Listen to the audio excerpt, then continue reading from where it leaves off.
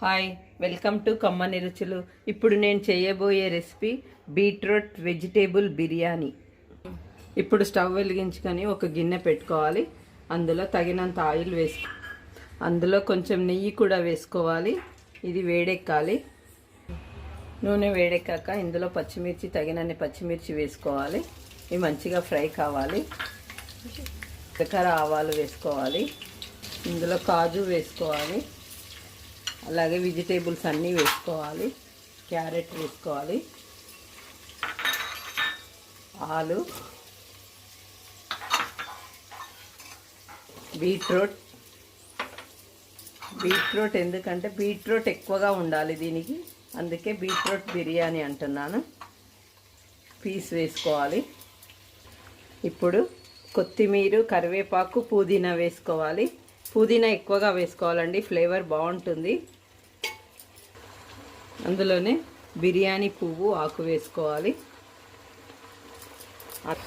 ఇప్పుడు అల్లం వెల్లుల్లి పేస్ట్ వేసుకోవాలి. 1 కప్పు బియ్యానికి 1 టీ స్పూను అల్లం వెల్లుల్లి పేస్ట్ వేసుకోవాలి. ఈ వెజిటేబుల్స్ అన్నీ చక్కగా ఫ్రై కావాలి. ఇప్పుడు మళ్ళీ కలుపుకుందాము. ఇప్పుడు గరం మసాలా వేసుకోవాలి. 1 కప్పు రైస్కి 1 టీ స్పూన్ గరం మసాలా వేసుకోవాలి. ఇప్పుడు ఉప్పు వేసుకుందాము.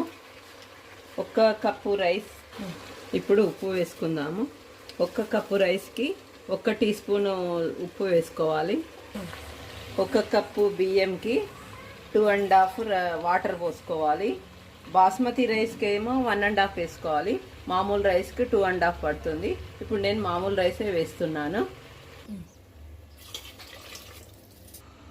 ఇప్పుడు కలుపుకొని మూత పెట్టుకొని మగ్గించుకోవాలి. ఇప్పుడు మూత తీసి చూసుకుందాము. చక్కగా మసిలిపోయింది వాటర్. అందులో బియ్యం వేసుకుందాము. కడిగి 10 నిమిషాలు నానపెట్టుకోవాలి. నానపెట్టుకున్న బియ్యం వేసుకుందాము. ఇప్పుడు మంచిగా తీసి చూసుకుందాము. ఇలా ఉడుకుతున్నప్పుడు ఒక్కసారి కలుపుకొని మూత పెట్టుకోవాలి. ఇప్పుడు సిమ్లో పెట్టుకోవాలి స్టవ్. చక్కగా ఉడికిపోయింది. అందులో కొంచెం నెయ్యి వేసుకుందాం పైనుంచి. ఏందా చూసుకుందాము. ఇప్పుడు మూత చూసుకుందాము. బిర్యానీ రెడీ అయిపోయింది. ఇప్పుడు స్టవ్ ఆఫ్ చేసుకోవాలి. కలర్ఫుల్ బీట్రూట్ బిర్యానీ రెడీ అయిపోయింది. ఇప్పుడు ప్లేట్లోకి సర్వ్ చేసుకుందాము. మామూలుగా బీట్రూట్ ఇష్టపడరు తినడానికి. ఇలా చేసుకుంటే చాలా బాగుంటుంది. చాలా ఇష్టపడతారు.